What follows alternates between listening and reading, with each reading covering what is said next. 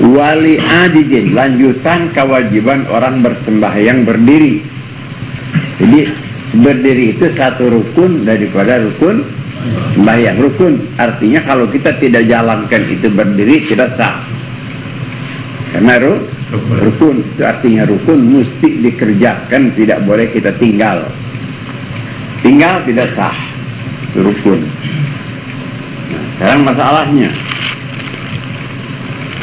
wali ajizin, dan bagi orang yang lemah berdiri tidak bisa. Syagga alaihi qiyaman, sukar, berat, susah di atasnya berdiri. Jadi sudah benar dah dari penyakit atau sebagainya, tidak bisa dia berdiri. Syagga artinya berat, sukar. Syagga diamun berdiri. Apa yang boleh bagi orang yang lemah berat dia berdiri? Caranya berat berdiri bi an lahiqahu bihi masyaggatun syadidatun. Caranya sukar atasnya berdiri, lahiqahu didapatkan, disusul atau dikenakan dengan berdiri itu masyaggatun syadidatun. Kalau dia berdiri sudah nggak kuat dah rasanya dah. Kalau secara pinggangnya maksakan dia diri, patah dia punya pinggang. Kalau dia berdiri udah ada kelengan dia punya kepala dah. Dan lain-lain daripada perasaan-perasaan kalau memaksa dia berdiri sudah macam-macam yang dia rasakan, nggak sanggup dan nggak kuat. Nah itu namanya dia lemah untuk berdiri. Lahiqahu disusul, dikenakan sama juga dah. Didapati sama juga. Bihaitsu la tahtamilu adatan, dengan sekira-kira tidak dapat, tidak mungkin dia menerimanya, menanggungnya itu keberatan-keberatan, kesukaran menurut adatnya yang anggap lagi dan nggak kuat.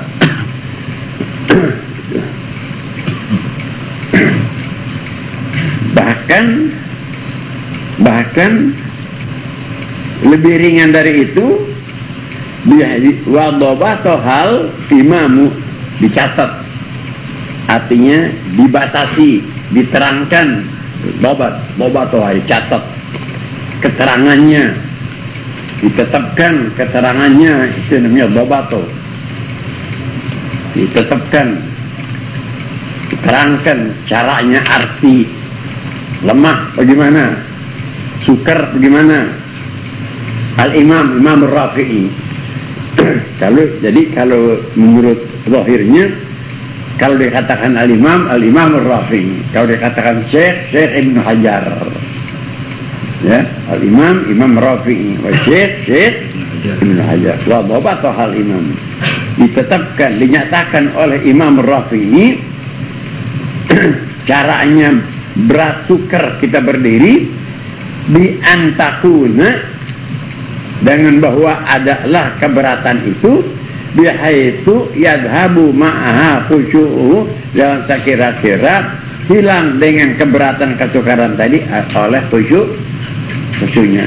Jadi jangan sukar yang dia rasakan, keberatan di dalam berdiri tadi sehingga hilang dia punya khusyuk. Bacaannya nggak benar, rukunya nggak benar, segala-galanya nggak benar, jadi menghilangkan khusyuk. Nah kalau sebab kita menahan, memaksa kita berdiri, hilang khusyuk kita, maka bolehlah kita tidak berdiri dalam sembahyang. Itulah kemurahan Allah, keringanan agama bagi orang yang sukar untuk melaksanakan kewajiban. Boleh dikerjakan, ditinggalkan kewajiban itu dengan sekadar kemampuannya. Enak dah, sambil duduk. Rasakan duduk, wah kalau duduk anak nggak kuat juga. Habis gimana? Oh, apa tadinya? Dia begini apa namanya itu? Berbaring. Berbaring. Oh, anak berbaring nggak kuat. Habis gimana? Nggak kuat. Celentang deh. Ya. Nah itu kalau celentang udah apa tuh? Oh, seandainya kata ada lagi yang lebih dari ringan daripada centang, bagaimana? Tengurut. Jadi artinya apapun kelakuan-kelakuan yang meringankan bagi orang yang tidak mampu untuk berdiri, maka diperbolehkan oleh agama dalam cara bagaimanapun juga. Nggak ada agama yang begini, nggak ada Tuhan yang begini. Ada nggak Tuhan yang lebih dari ini? Bagaimana coba Allah? Keringanan, pokoknya asal kerjakan tuh gitu.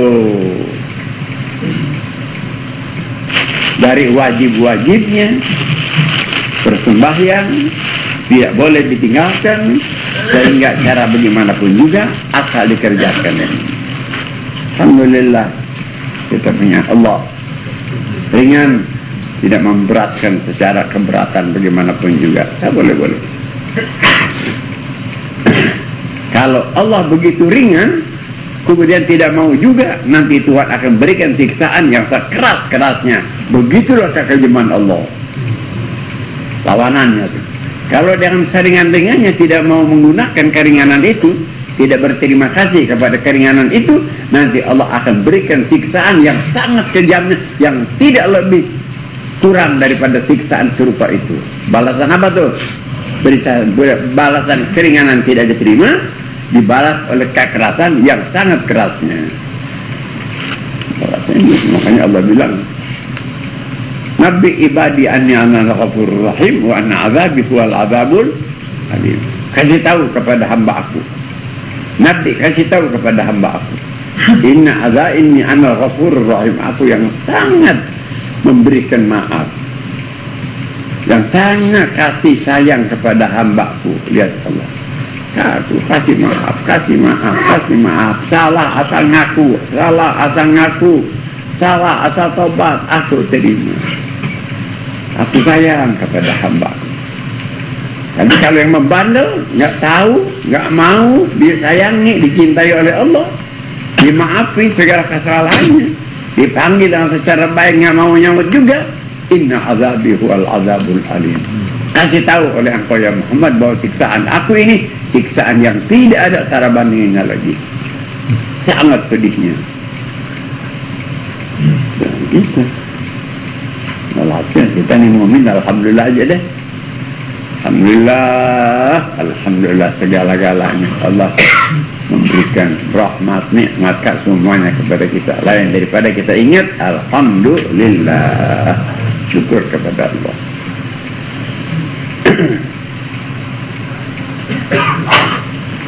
Kemudian terusannya, jadi, apa yang boleh bagi orang yang lemah, sukar, bersembahyang berdiri? Sholatun dalam akhar, boleh dia sembahyang dalam akhar daripada wali qaidin, ay wa sholatun li qaidi syagga alaihi qiyamun. Qaidan hal boleh dia sembahyang duduk, berdiri susah duduk.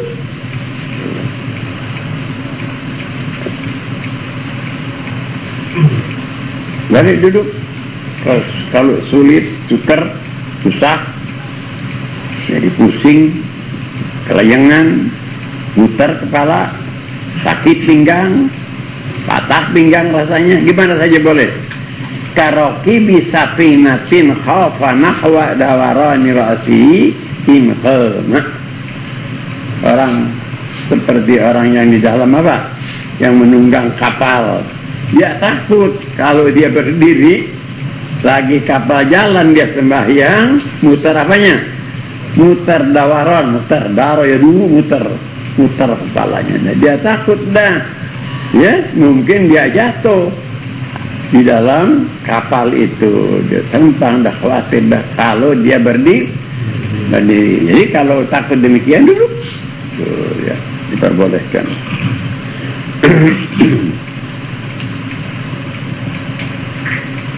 Satu, itu cara ulama memberi gambaran bagi orang yang sukar berdiri, takut. Satu. Kedua, wasalisin. Ya. Dan digambarkan kesulitan tadi, dia tidak bisa berdiri sebagai orang yang senantiasa keluar najis, kencing saja kencing. Itu salis. Kalau angin aja keluar. Itu sama. Lihat kemurahan Allah. Saya yang memberikan penyakit, Allah. Keluar air kencing, dikit-dikit ngetel. 1 menit, 2 menit, 3 menit, 5 menit ngetel. Itu namanya apa? Salisil baul namanya. Selalu keluar air kencing. Tidak hampir kita selesai sembahyang dari mulai takbir sampai akhir, mereka udah beberapa kali ngetel kali itu siapa?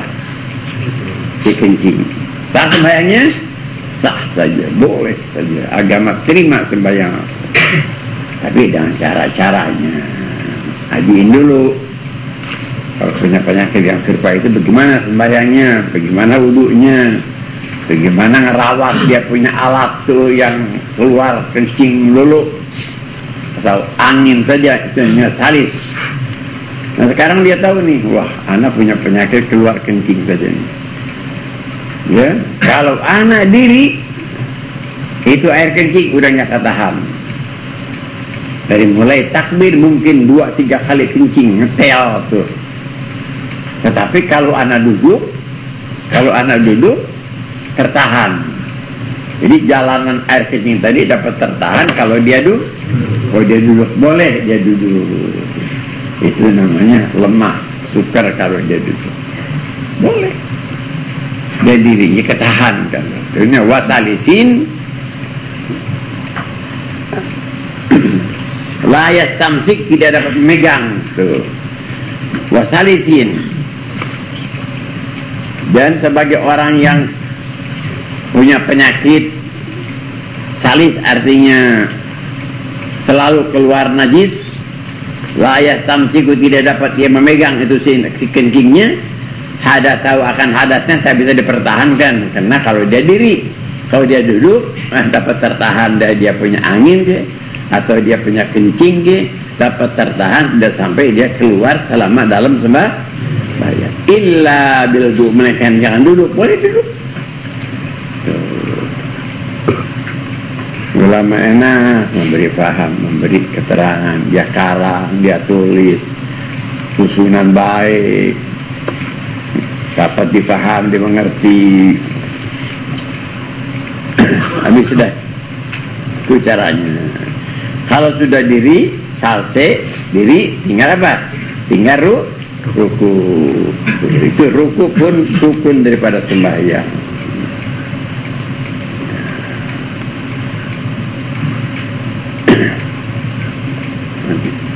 Kemudian dia sekarang nanti mau ruku.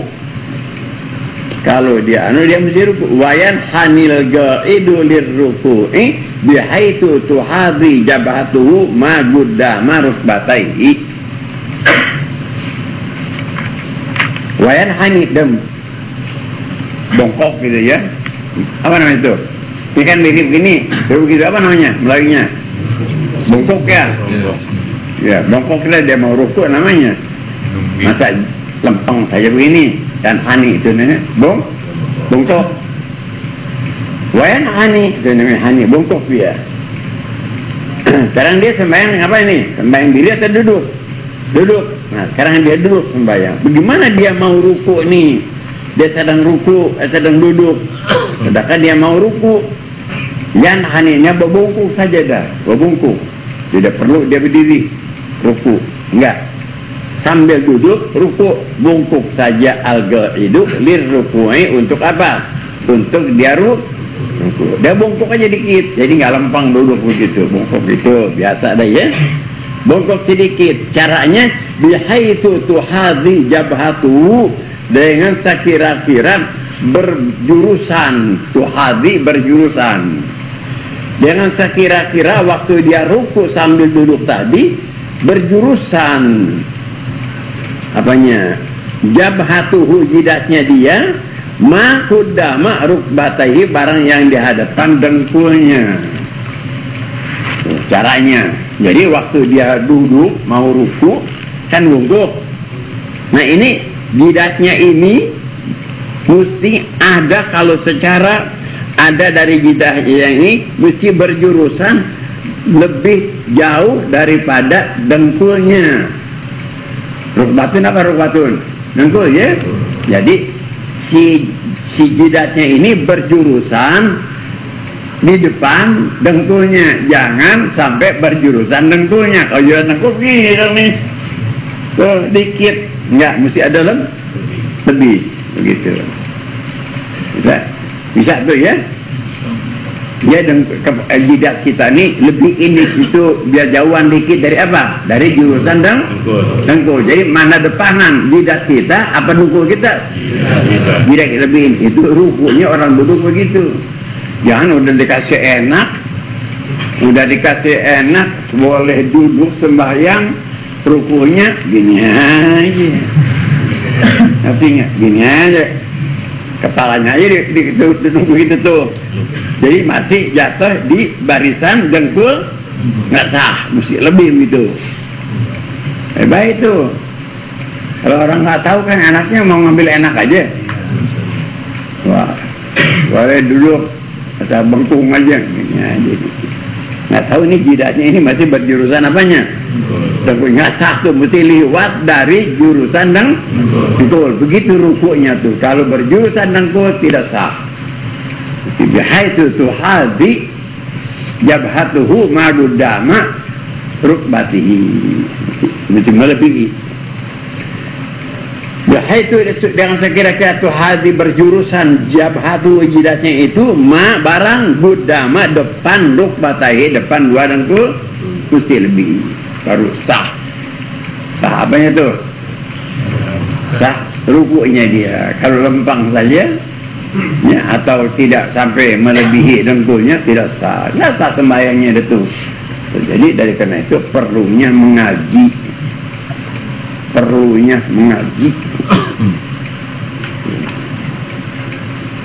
Kalau orang mengaji untung rugi. Orang mengaji, antum kalau tahu nih manusia nih, kalau tahu manusia kelebihan, keberkahan, keuntungan secara apapun yang ada di mana mengaji, malaikat kalau Allah Ta'ala izinkan dia mau mengaji, nggak bakalannya dia sujud. Dia udah nggak pakai sujud lagi, dia nggak pakai apa, dia mau ngaji aja. Lihat tuh malaikat. Kalau dia dapat diizinkan oleh Allah Ta'ala, boleh kamu sekarang ngaji. Wah. Ada nggak yang ketinggalan? Malaikat kalau dibolehkan dia mengaji, ada yang ketinggalan? Nggak bakalannya ada yang ketinggalan. Tidak mau. Bahkan dia utamakan daripada amal-amalan yang lain. Seandainya kata boleh dia tinggal sujud, boleh dia tinggal ruku, boleh dia tinggal apa kek, asal ngaji juga cukup. Wah, dia perlukan mengaji lebih daripada yang lain. Kenapa? Karena pengajian tadi dia khususkan bakat umat manusia. Kalau ruku, malaikat ruku, kita ruku. Malaikat sujud, kita sujud. Malaikat diri, kita diri. Tapi kalau kita ngaji, malaikat dari itu dia tuh.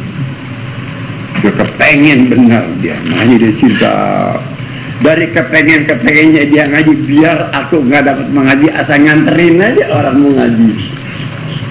Siapa nganterin tuh? Coba malaikat tuh. Biar aku tidak dapat izin untuk mengaji, tetapi biarlah aku mengantar orang-orang yang mau mengaji. Belumnya dia keluar dari rumahnya, malaikat udah siap di sekeliling rumahnya untuk mengantar orangnya apa? Bagaimana tuh kemuliaan orang-orang yang mau mengaji. Dari karena itu demikian keadaan malaikat-malaikat. Tapi lantaran nasib manusia, manusia dikasih akal kurang mau berpikir, dikasih mata kurang mau melihat, dikasih telinga kurang begitu mau mendengar, dikasih akal pikiran kurang mau menerima nasihat, hawa nafsu terus diikuti, sampai samar panggilan Allah sama panggilan setan. Samar dah akhir-akhirnya. Salah-salah buatan panggilan setan kita ikuti, panggilan Tuhan kita tinggal. Ini itu akibatnya manusia. Innal insana lafi khusr wal asri innal insana lafi khusr. Mudah-mudahan kita tidak jadi manusia yang demikian. Tidak jadi. Makanya antum banyakin alhamdulillah aja deh. Ingat ya, alhamdulillah. Jangan giliran habis makan, alhamdulillah. Itu habis makan itu sih. Nanti nggak, jangan habis makan aja, alhamdulillah. Itu juga mesti, tapi jangan ke situ. Jadi waktu apapun juga waktu kita ingat. Karena kita sewaktu apapun juga waktu kita ingat, tentu kita di dalam nikmat Allah. Dan nggak ada satu orang yang bukan di dalam nikmat Allah. Alhamdulillah, alhamdulillah, alhamdulillah. Begitu aja. Nah, diucapkan dengan lidah, hati kita tetap mengucap alhamdulillah. Terima kasih ya yang Allah Ta'ala berikan kepada kita di saat itu, tidak seperti orang yang tidak demikian. Udah luar tuh ya, itu masuk di mana